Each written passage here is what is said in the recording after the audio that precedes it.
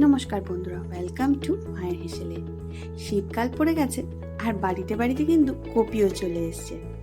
তাই আজকে খুবই একটা ঝটপট টিফিন রেসিপি নিয়ে চলে এসেছি, গোবি কা পরোটা কিংবা ফুলকপির পরোটা। প্রথমে ফুলকপির ফুলগুলোকে একটা গ্রেটার দিয়ে গ্রেট করে নেওয়া হয়েছে। পুরোটাই গ্রেট করা হয়ে গেছে। এবারে একটা কড়াইয়ের মধ্যে 2 টেবিল চামচ মতো সাদা তেল নিয়ে নেওয়া হয়েছে। তেলটা গরম হয়ে আসলে তার মধ্যে আমরা কালো জিরে ফোড়ন দিয়ে দেওয়া হয়েছে,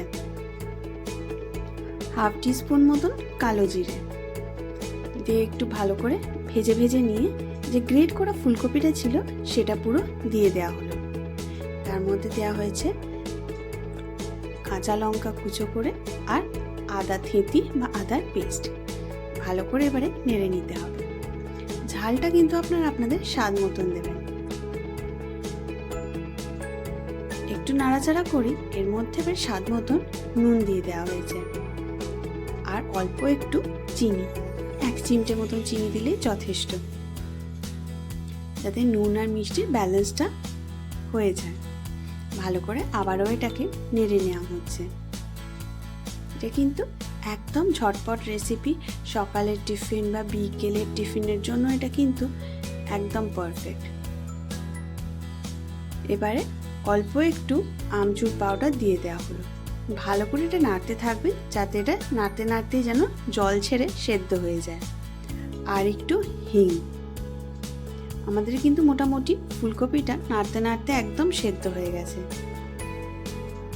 ভালো করে দেখুন, সেদ্ধ হয়ে গেলেই এর মধ্যে এবারে গ্যাসটা নিভিয়ে ধনেপাতা কুচো করে দিয়ে দেওয়া হলো। দিয়ে এটাকে ঠান্ডা হওয়ার জন্য রেখে দেওয়া হয়েছে।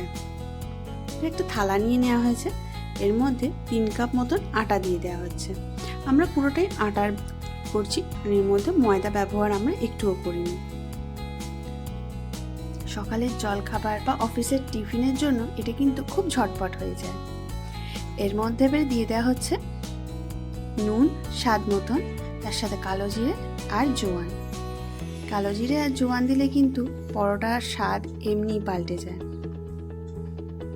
আর অল্প করে 1 টেবিল চামচ মতন সাদা তেল দিয়ে ভালো করে এটাকে মিশিয়ে নেওয়া হচ্ছে।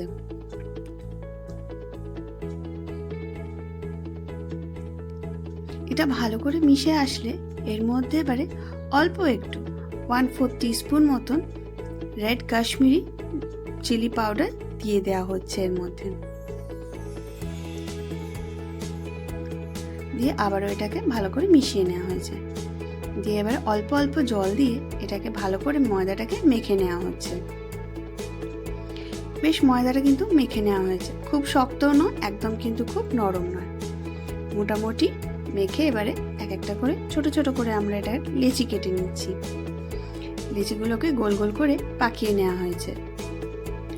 এবারে এক একটা লেচি ধরে ধরে আমরা ঠুঙি বানিয়ে নিচ্ছি। এটাকে মাঝখানটা একটু টিপে এবারে গোল গোল করে ঠুঙি বানিয়ে নিই, যেরকম করে আমরা লুচি কচুরির ঠুঙি বানাই।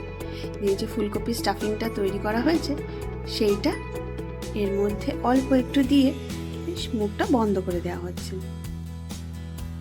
একদম কম দেবেন না, খুব আবার বেশিও দেবেন না, যাতে পরোটা ফেটে না যায়, কারণ পরোটা বেলতে গেলে কিন্তু ফেটে যেতে পারে।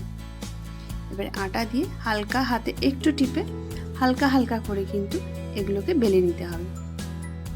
যেহেতু এগুলো ছোট্ট ছোট্ট টিফিনের জন্য করা হয়েছে, তাই এগুলো একদম ছোট্ট ছোট্ট মিনি সাইজের এগুলো কিন্তু পরোটা হচ্ছে। বেশ কিন্তু এটা বেলা হয়ে গেছে।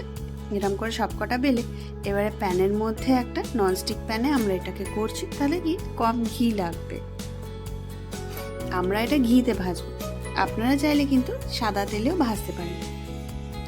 এটা এবারে একটু সেঁকে নিচ্ছি। প্রথমে সেঁকে নিলে যে কাঁচা ব্যাপারটা থাকে সেটা কিন্তু একদমই চলে যাবে।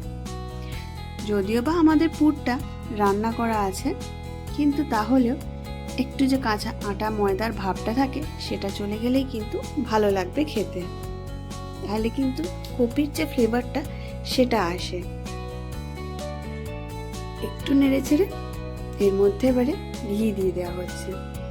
আপনারা চাইলে কিন্তু এর মধ্যে সাদা তেল দিয়েও এটাকে ভেজে নিতে পারেন, তাতেও কিন্তু খেতে খুবই ভালো লাগবে। উল্টে পাল্টে নেড়ে নিতে হবে, বেশ ভালো করে গোল্ডেন কালারে বেশ ফ্রাই করতে হবে, দেখেই একদম লোভ লেগে যায় খেতে।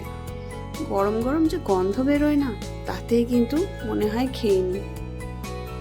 বেশ দেখুন লাল লাল করে কিন্তু দু পিঠ ভালো ভাজা হয়ে গেছে।